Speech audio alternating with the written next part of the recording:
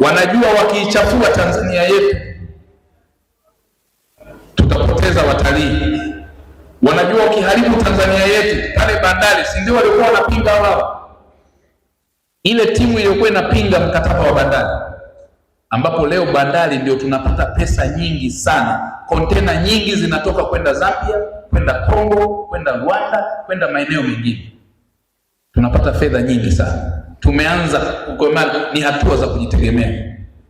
Wale waliokuwa wanapinga wanaona aibu leo, na ndio hao ambao wanasema wanampeleka Katambi mahakamani. Sasa mahakamani Katambi unamtishia tena Katambi huyu au Katambi mwingine, tunamburuza mahakamani, tunampeleka, tunafanya nini na nini. Halafu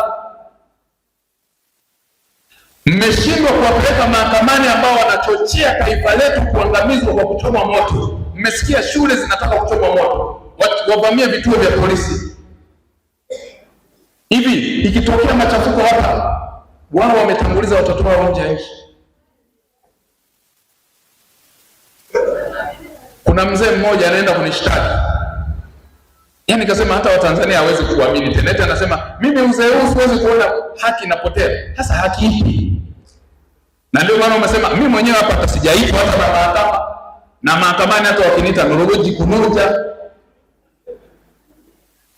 nolompiti nokutwala na kutwala nolompiti.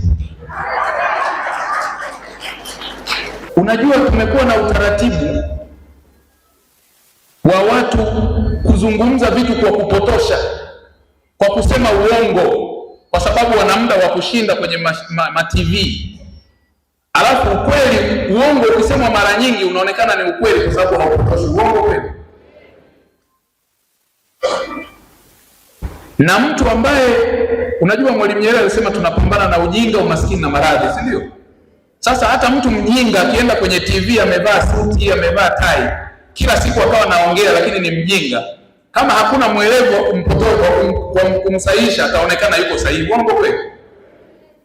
Kwa hiyo tumekuwa tukitumia, wajinga mara nyingi wamekuwa wanatumia muda mrefu sana kueleza vitu vya kijinga vya uongo, kwa sababu hakuna muda wa kuwapotosha, wanaonekana ni kweli, na matokeo yake Watanzania baadhi wanawaamini. Tumeamua sasa, mjinga ni kumkabili, mjinga ni kumwambia na kumwonyesha njia ili tumsaidie asipotoshe na kuambukiza wengine ujinga. Huo ndio msaada pekee tutakaofanya.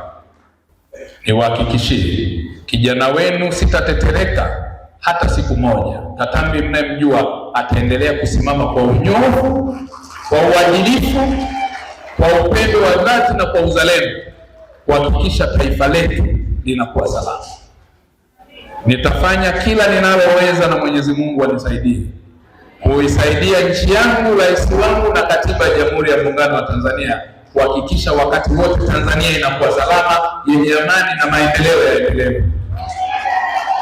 Nitafanya kila ninaloweza kuhakikisha vizazi na uzao wenu unakuja kumiliki taifa hili likiwa na mali zake, taifa hili likiwa na rasilimali, na watoto wenu katika uzao wakatokea kuja kuwa viongozi wa taifa hili, sisi tukiwa tumelikabidhi salama. Wajibu huu hauna lele mama. Wajibu huu hauna msalia mtume.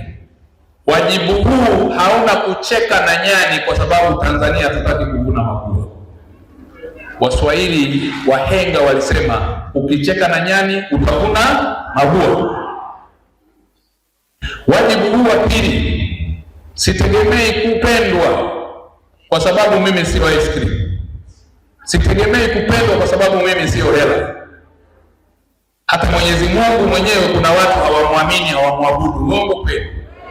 Isa bin Maryam, Yesu Kristo, kuna watu hawakumwamini, wakawa wachochezi, wakachochea, na uchochezi kumbe umeanza zamani. Walichochea viongozi wa dini mpaka wakampeleka msalabani. Uongo kweli. Uchochezi ulianza zamani. Wasaliti walianza zamani, walimuuza Yesu kwa vipande vya fedha. Uongo.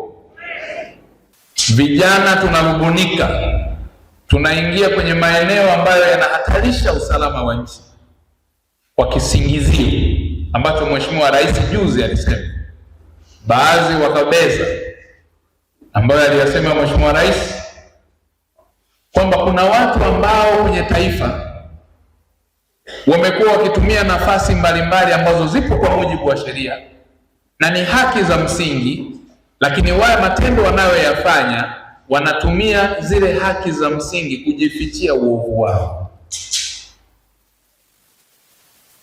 Rais juzi, mnakumbuka, alitoa hotuba akasema taifa hili tutalilinda kwa wivu mkubwa, maendeleo yetu tutayalinda kwa gharama zote, vizazi vyetu tutavilinda vya sasa na vya baadaye, kwa sababu Tanzania tunayo moja, nchi kwanza.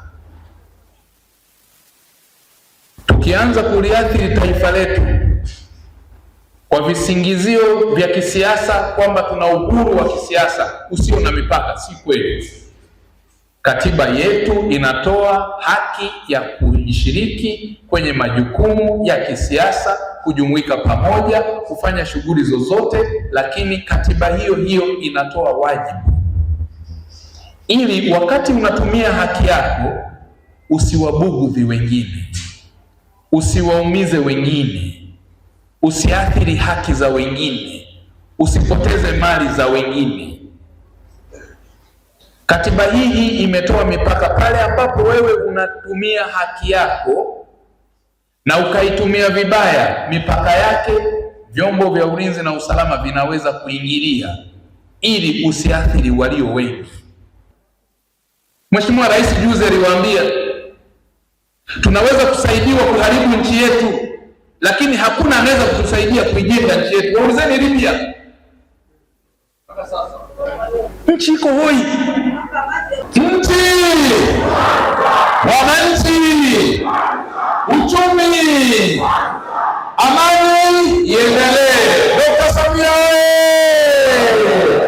nchi, wananchi, uchumi, amani.